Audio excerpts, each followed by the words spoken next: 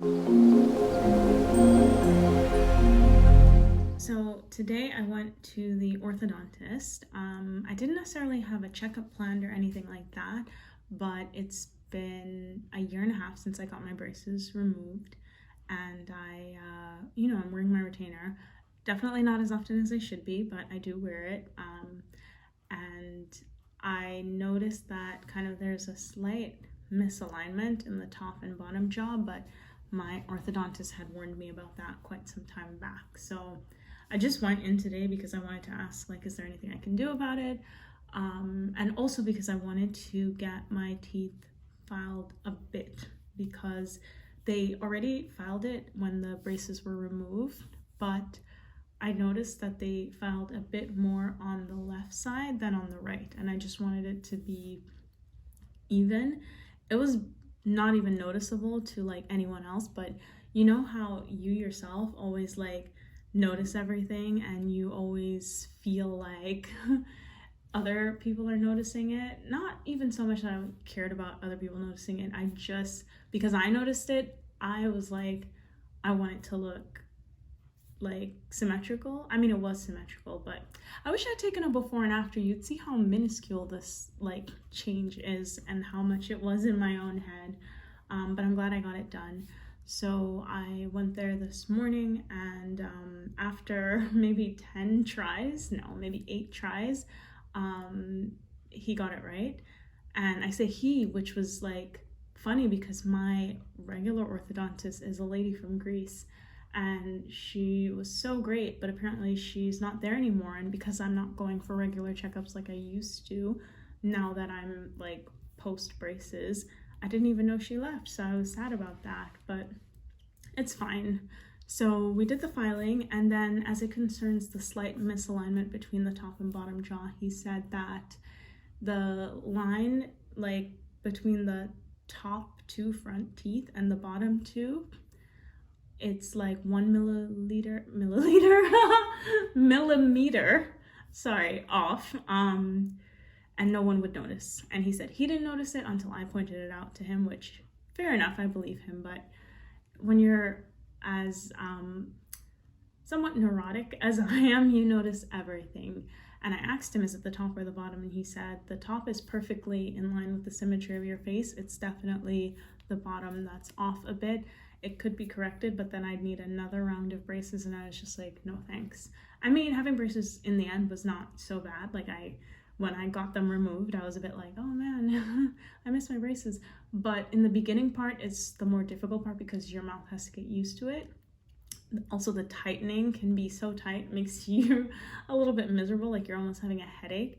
And then not so much the restriction on what you can eat, but just being careful about what you eat so you don't damage the brackets. I wouldn't want to go through that again. Like, at the time that I did it was the perfect time because I did it and I got it over with, and I won't redo it again. In the future, if there's a way to like perfectly align the top and the bottom, and like something like an Invisalign where it's not the metal wires and brackets, I might consider it. But for now, his point was basically like, my teeth are great and that I need to, not worry about these minor things. And for me, it wasn't so much about the alignment. I figured it might be difficult to fix that anyway. It was more so about the filing. So let me see. Probably look like a complete like mad woman just now, but just to demonstrate how the teeth are, I'm really happy with them. I mean, the whole process of braces in general was really useful for me. I always wanted to have them, well, just because as a kid you're curious and you want to, yeah, try everything, but more so when I became an adult, I realized that it would benefit me quite a bit because my dream was to have perfectly straight teeth, and now I have almost perfectly straight teeth. I mean, my teeth have straightened out for sure, but there are imperfections everyone has to live with, and I can accept my 1 millimeter misalignment. So yeah, that's pretty much it. So I just got back from the orthodontist. I am on month 19 of my braces. Originally I was supposed to only have them for 12 months, so I'm kind of way overdue, but yeah, there's still some work left, especially on the bottom row of teeth, so it might be a little bit longer than expected, or a lot longer than expected. When I first started like with the braces, the idea was to have them for 1 year, and yeah, then they would be off because my teeth were not really extreme. I just wanted to straighten a few areas, get everything better aligned.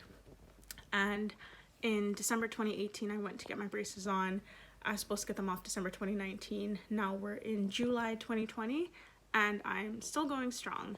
I think, well, there are two things that happen. So basically my bottom tooth, that one, is a bit stubborn and hasn't really cooperated in terms of like just needs to straighten, and it's like this.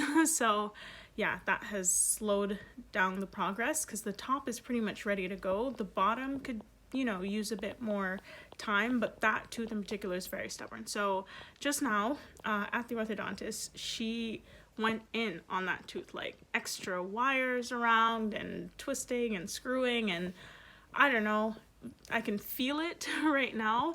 And I think she put the whole weight of her body in trying to like tighten the wires for that particular tooth. But you know what, if it'll work and it'll make it move faster, then I'm all for it.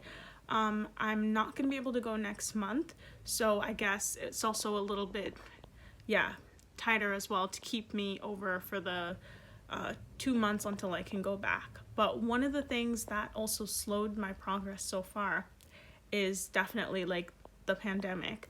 So I went to the orthodontist in January 2020 and February 2020, and she and I had agreed that in March I wouldn't be there because I was going to be traveling. I was, so my trip got cut short because of everything that was going on, because I was out of the country, and I got back, and obviously I had already missed my March appointment, and then I also didn't go in April, but that was more so because things had gotten pretty intense, like with the corona measures and all these sorts of stuff, and it just didn't seem like the best time to be heading out to the orthodontist. So I didn't go in April, but then I also didn't go in May, and my first time back was last month in June, and it went fine. But what she told me is basically that because I hadn't been there in a long time, my bottom jaw just started like shifting. So like it should be like directly on top of each other, but for some reason, because I missed 3 months of going to the orthodontist, my bottom jaw got misaligned from the top. So the remedy for that was to start wearing these like rubber elastics, this one in particular, and I've been doing that. I probably use 6 per day, sometimes more, because every time you eat you take them off and then you put new ones on. And yeah, what it's supposed to do essentially is to realign the jaws. So I wear mine from here across to there, and then in the back from there to there, and that should pull my top jaw over the bottom, and yeah, something like that. So yeah, that's where I am in the journey. I have now maybe another 5 months, I don't know. I'm just like thinking long term and just trying to make it not more than 2 years since I've had these. So if I can get them off in December 2020, that would be ideal. I do have to continue using the rubber bands at least for another 2 months because the realignment of the jaw is not complete as yet, but it's the 25th of July today, and the next time I will see her is the 26th of September. So let's hope that by then my jaw is realigned, my stubborn tooth has straightened out, and yeah, that everything is ready to go, and we can start working towards like getting my retainer and aftercare so that I can get these braces off. But let's see. Anyway, that's pretty much it for now, and I will show what the rubber bands look like as well when they're in. It's not very attractive, but still interesting to see. I would show how to put them in, but that's like kind of gross, so we'll skip that. But yeah, I'll show how they look when they're in. So quickly, I just wanted to show the other pack of elastics that I had. So these I actually had bought myself because when I went to the orthodontist last time, she gave me one pack of these Siberian Tiger. The brand is American Orthodontics. And yeah, there's about 100 in there, but imagine if you're changing your elastics like 3 times per day at least. You can go through anywhere from 6 of them to 8, and they won't last a full 30 days. So I started running out and I panicked a little bit, and I did a bit of research, checking online to see, first of all, how do these things work? What are the different brands? What are the different models?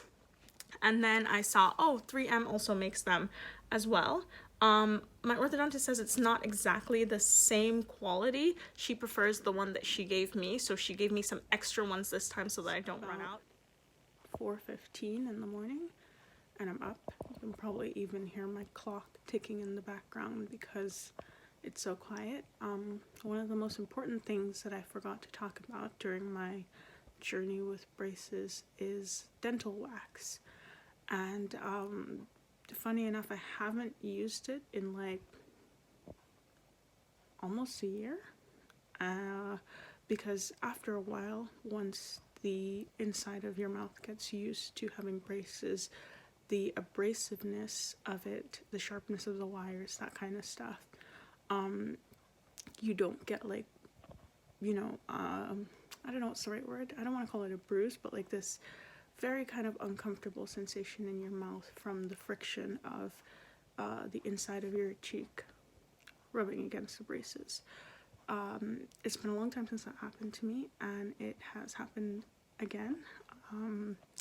Not today, but like a day or two before. Today's Tuesday morning. It started on Sunday, and here you can see I put the dental wax on the inside. It's not a bruise, but it's a little bit swollen because of the constant rubbing. I don't know what it is, just sometimes your mouth is just, a bit like, oh, I just remembered something is in here that doesn't belong in here, i.e. the braces, and it gets a bit irritated. So that's what I'm dealing with right now.